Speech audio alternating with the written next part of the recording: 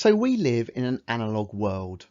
All of our perceptions, from sound to touch and sight, can be measured on a continuous sinuating line. Take this simple example of turning a light on and off again. To us, it might appear that the light immediately changes from one state to another.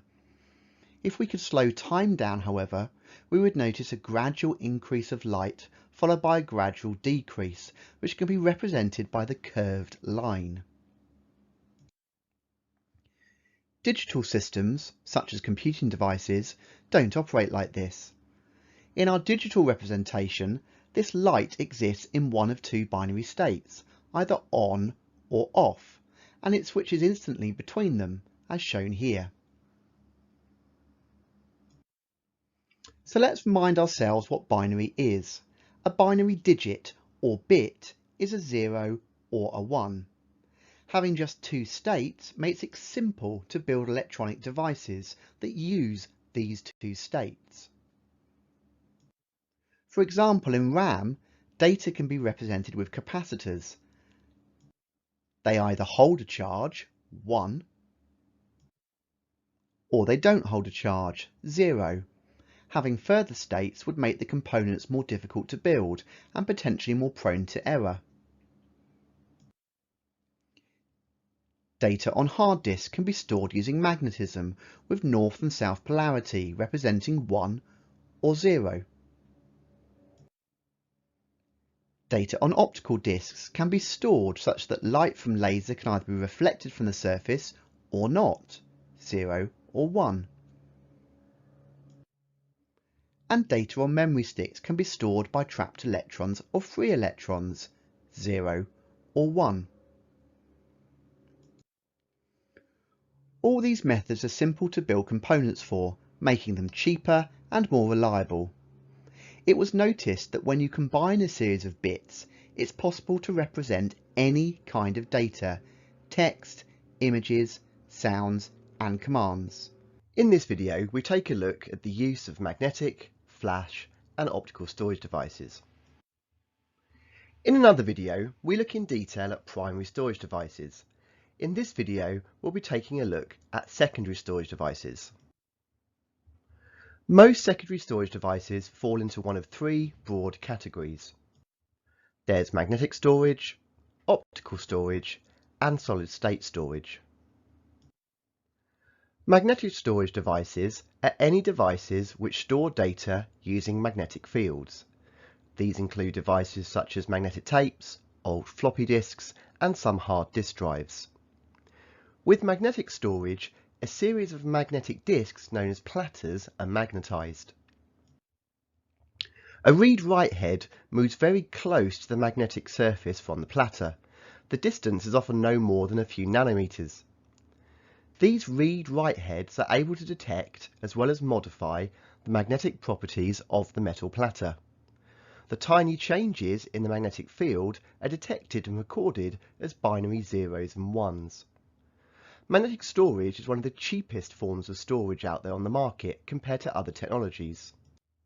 The storage capacity is also very large, making it ideal for companies, offices, schools, and large data centers. The limitations of magnetic storage is that access times can be quite slow. Due to the delicate and very precise nature of its moving parts, like the platters and the read-write heads, it's also quite fragile in nature, and this doesn't make magnetic storage a good choice for mobile devices. Optical storage devices are any devices which uses markers which can be read to or written by an optical laser. This includes devices such as CDs, DVDs, and Blu-rays. With optical storage, data is written to the surface of an optical disc using pits and lands. On the right here is a highly magnified picture of the surface of an optical disc. These depressions are the pits, and the raised areas in between are the lands. The disc has a transparent substrate as its base, followed by a reflective metal layer which carries the actual information. It works by using a high-powered laser to burn or change the chemical properties of sections of its surface. A laser set at a lower power is then used to read the disc back. It shines light onto the disc through the base and measures the amount of light which is reflected back. At the point where a pit starts or ends, the light is scattered and therefore not reflected as well. It is this change in reflective and non-reflective areas which are read as the ones and zeros. Optical storage is quite cheap to make. It's also very lightweight and highly portable. This still makes it a popular format for music and films, despite the increasing popularity of streaming services. It's also quite resilient. Unlike a magnetic hard drive, you can drop a DVD and get it wet, and it's still often quite readable. However, optical storage does tend to have slower access times than most modern magnetic storage and solid-state drives, and of course the surface is prone to scratches. Solid-state storage devices are any devices which store data directly onto silicon microchips, as opposed to magnetically or optically. This includes such devices as USB pens, microSD cards, and many types of portable hard drives. Solid-state storage uses a type of storage called flash memory, which is very similar to RAM, and we take a look at this in the video on primary storage devices. However, unlike RAM, the data is stored when the power is lost, so is considered non-volatile, making it a secondary storage device. Data is read and written directly to blocks and pages on the silicon microchips. As solid-state storage has no moving parts, it's much more durable than magnetic hard drives. This makes it a great choice for mobile devices such as phones, tablets, and all-terrain laptops.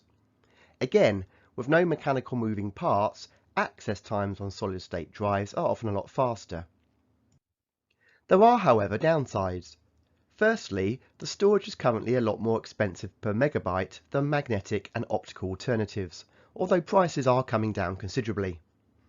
Also, each separate storage location on a solid-state hard drive can only be written to a limited number of times. Each time a block needs writing to again, a slightly higher voltage has to be used to flash the block clean. Eventually, the required voltage becomes so high that the block becomes useless. This means that solid-state hard drives have a limited lifespan. When deciding on which storage device to use for any given application, you need to think about the requirements of the situation.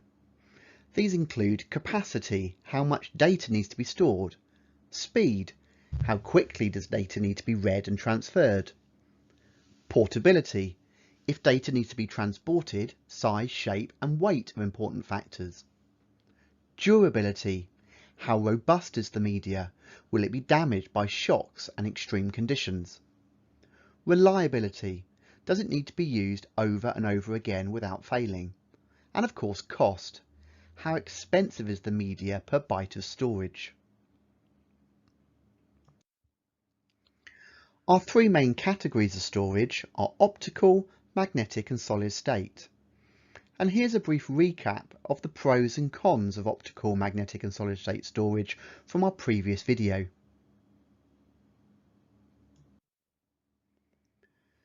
So let's consider each of the devices and how they compare. Well, hard disks have a very high capacity. They access data reasonably quickly. Although you can get portable hard disks, they can be bulky and they really shouldn't be dropped. Hard disks will eventually fail, but they tend to be long lasting and they're cheap as a byte-from-byte comparison with other devices. Magnetic tapes have a high capacity, but they're very slow to access data. They're highly portable and reasonably robust. They're fairly reliable, but they can be damaged if not handled carefully. They're a cheap solution to high volume backup. Today, because hard disks are so cheap, they've largely been replaced by portable hard disks. CDR-RWs can only store 640 megabytes of data, a DVD around 4.7 gigabytes, and a Blu-ray around 25 gigabytes.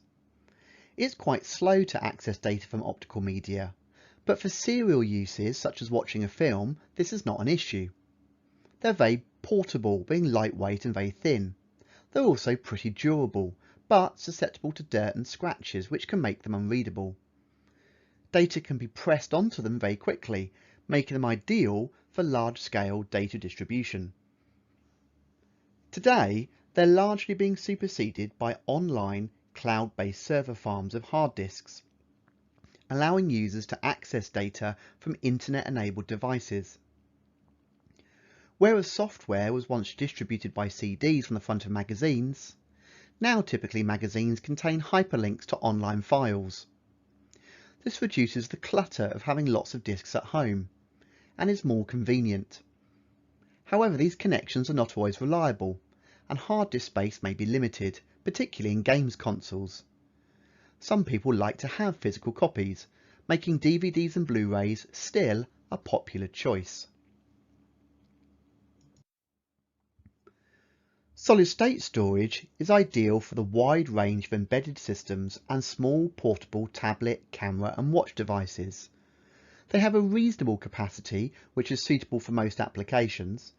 They're very rugged and suitable for situations where they like to get bumped as they have no moving parts. They're very reliable, although eventually they will fail because they have a limited number of read-write cycles. Solid-state storage is still quite expensive byte for byte compared to other options, but it's gaining popularity as the cost continues to reduce. Today, solid-state drives are a desirable replacement for magnetic hard disks. They are significantly faster as they have no moving parts, and any item of data can be accessed immediately without the need for a drive head. As they're still expensive, it's not uncommon for desktop or laptop computers to have both a hard disk for large storage of application and data and a solid-state drive for holding the operating system.